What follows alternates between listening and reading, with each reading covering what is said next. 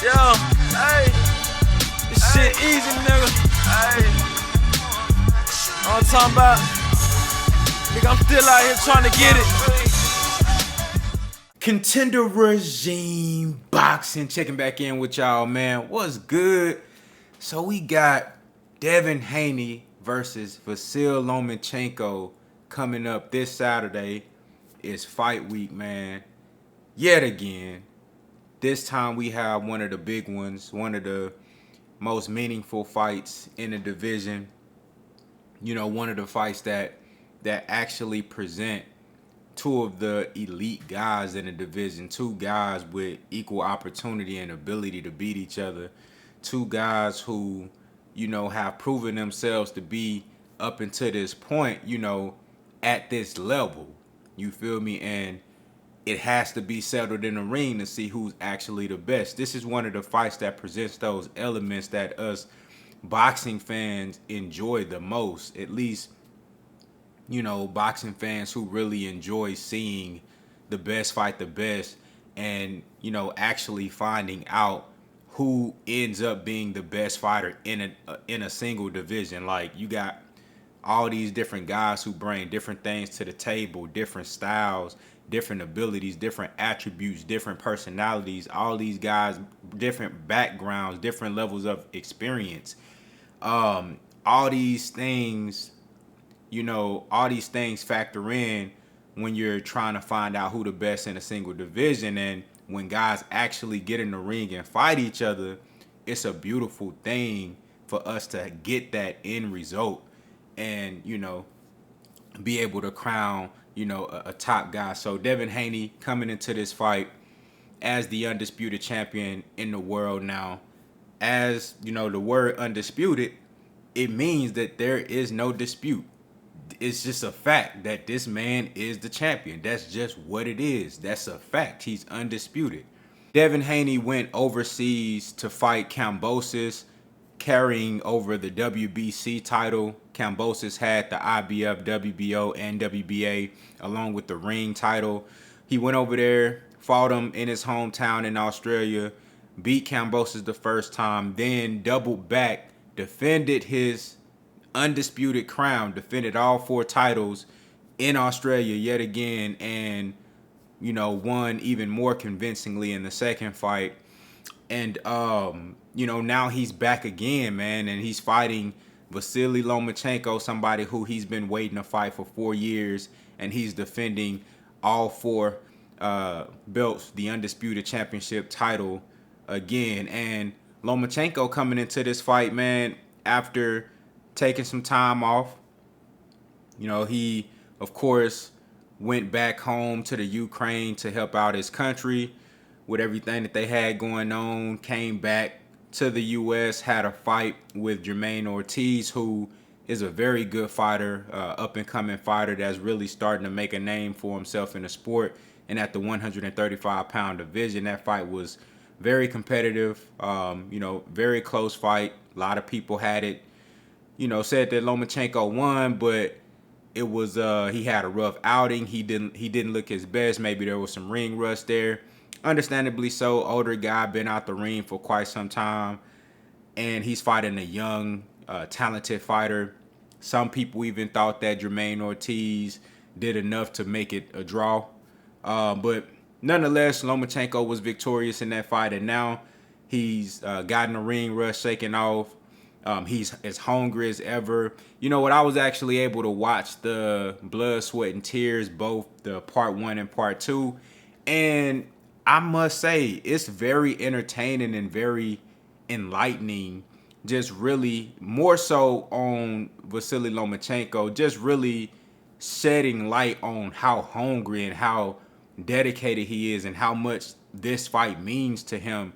Because if you look at it like this, he had an opportunity to unify the titles versus Teofimo Lopez. Of course, Devin Haney held the WBC belt. They tried to make that fight about Undisputed, but it really wasn't Undisputed because Devin Haney had the WBC belt after Vasyl Lomachenko maneuvered out of fighting Devin Haney, who was his mandatory at the time, and petitioned for the franchise title, which allowed him to leapfrog his mandatory Devin Haney, which ultimately caused Lomachenko to lose the actual WBC belt, elevated Devin Haney to the WBC champion, and that pretty much was Lomachenko foregoing his opportunity at that time to become undisputed.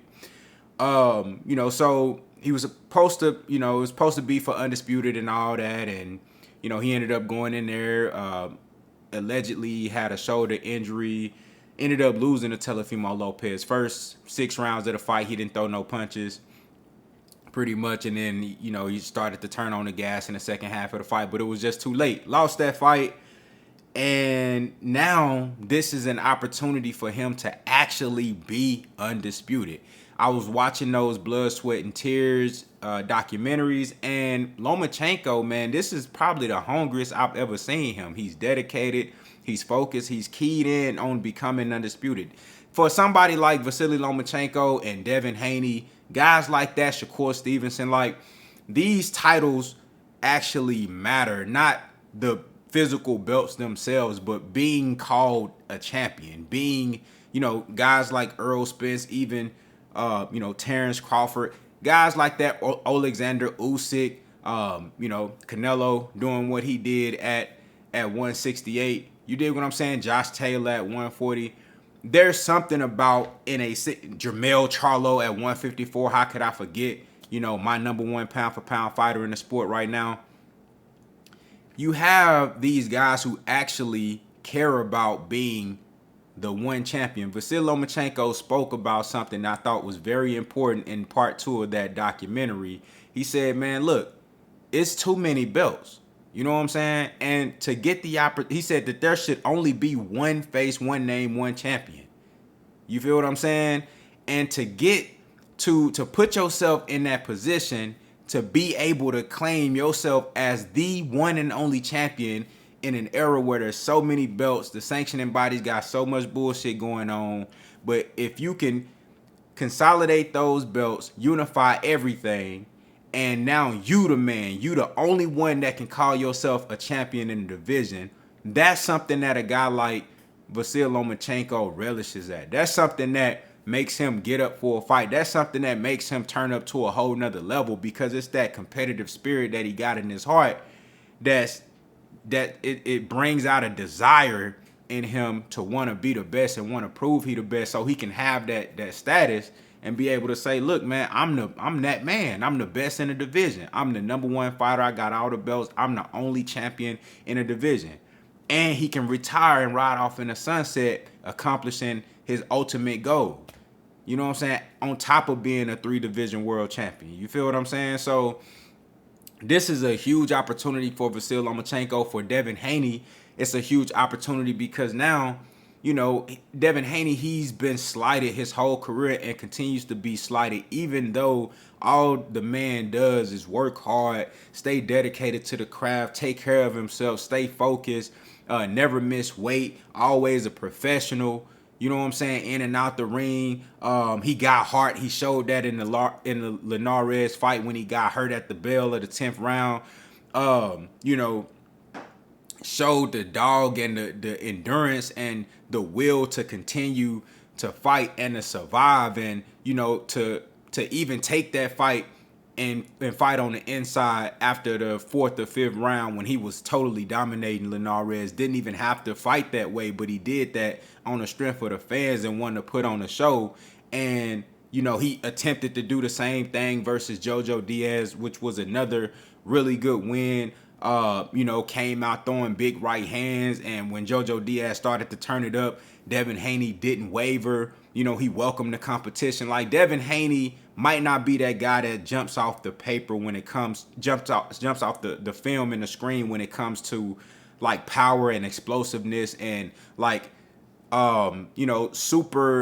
super fan friendly explosive entertainment. Like, you might not get that from Devin Haney, but if you look a little closer and you pay attention, man, this dude really got that fire and that desire, along with all the fundamental skills and just being a classic outboxer with very, very high ring IQ, a really good defense, and an offense that I think is really underrated. And I think this is an opportunity for Devin Haney in this fight to show the people more things, because I think he gonna need it.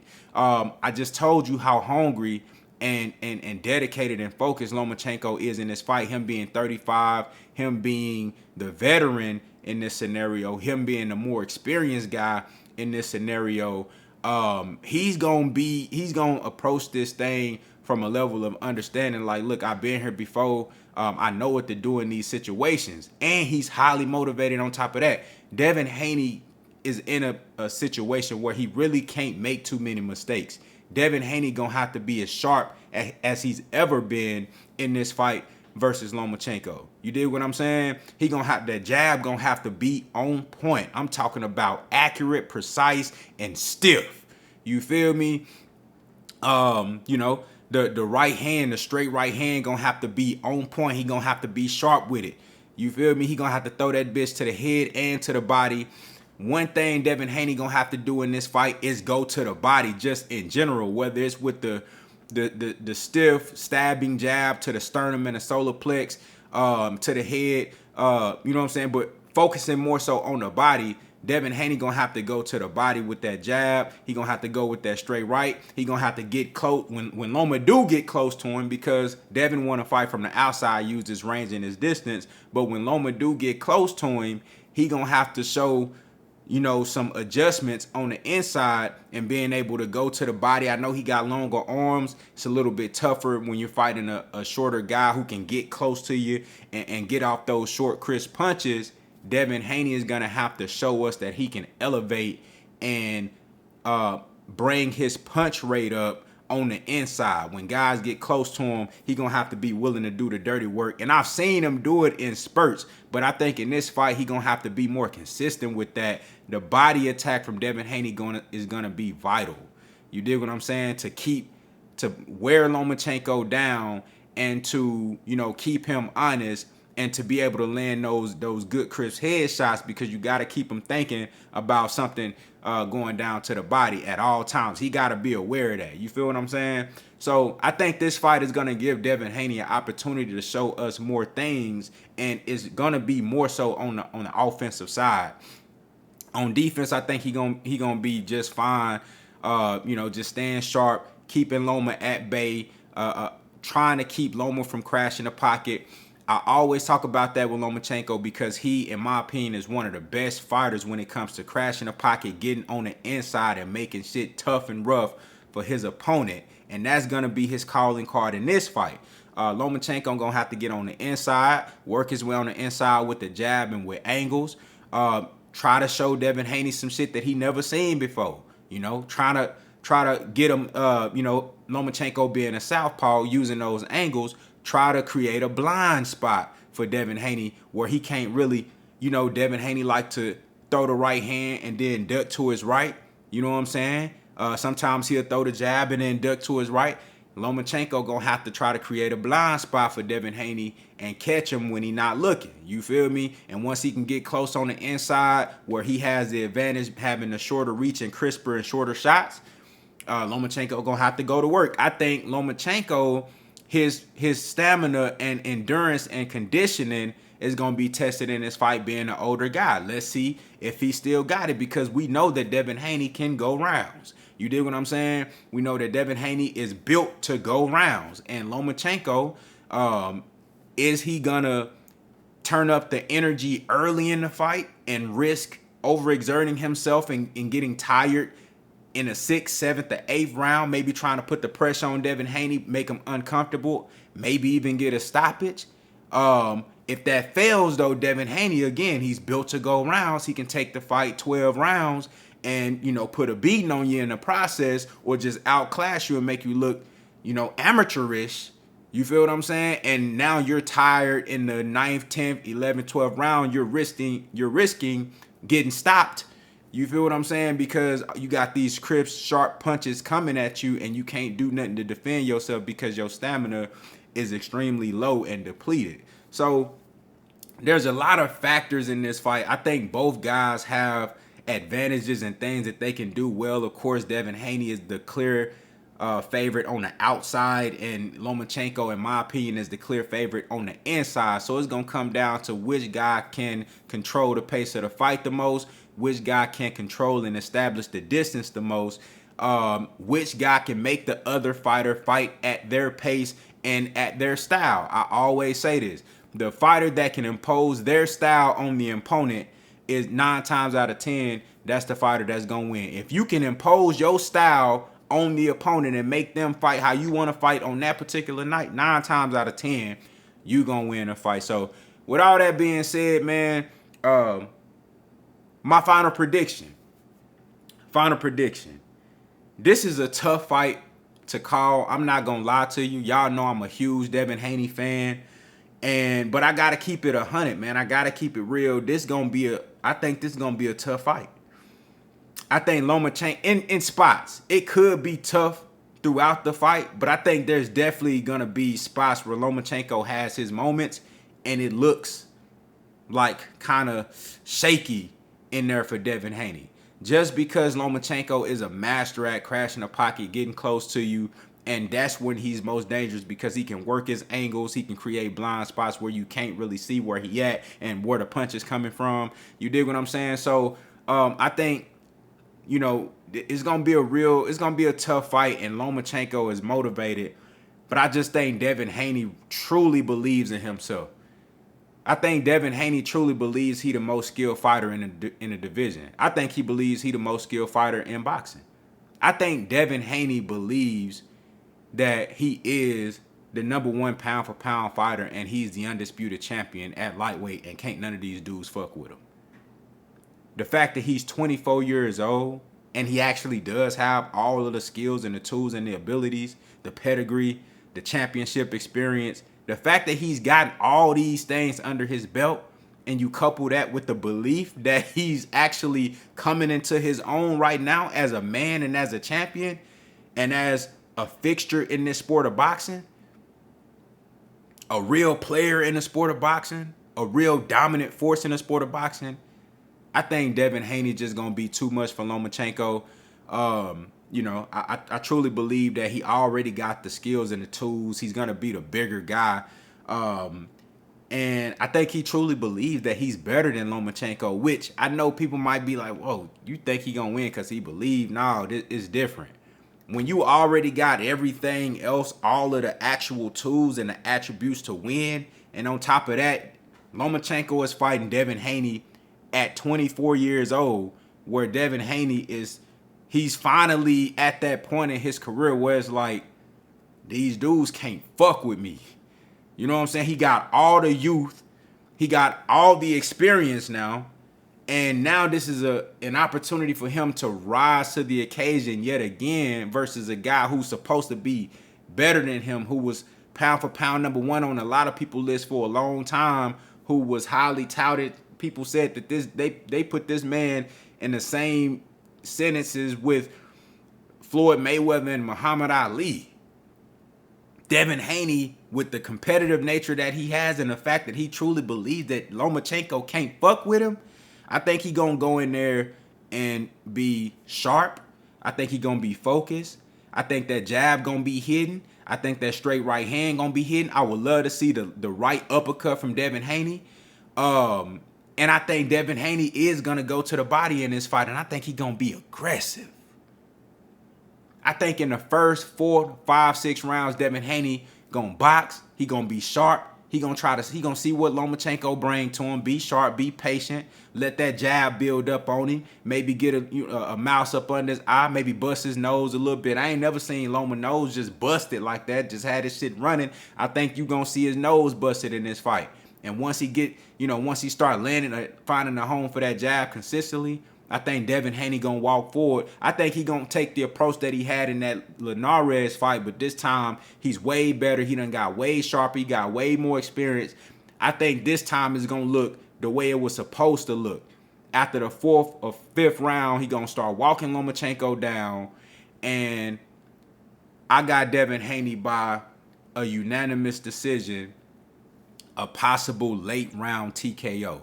But I got it a unanimous decision in a clear victory by Devin Haney.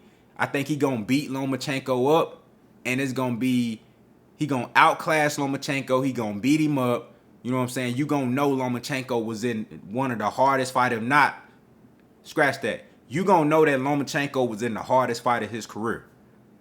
You gonna know that Lomachenko, after this fight, visibly, you gonna see on his face, you gonna know that Lomachenko was in the hardest fight of his career at the end of this fight. Devin Haney gonna be victorious.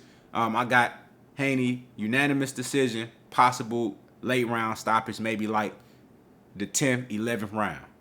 You know what I'm saying? Ref stoppage. Ref or somebody throwing in the towel. Too many punches. Lomachenko, his eye swole up. He can't see. He can't protect himself. They stopping the fight. Y'all let me know what y'all think down in the comments, man. Who y'all got winning this fight and why? It's fight week, man. Y'all let me know what y'all think. Contender regime boxing. I holler at y'all boys, man.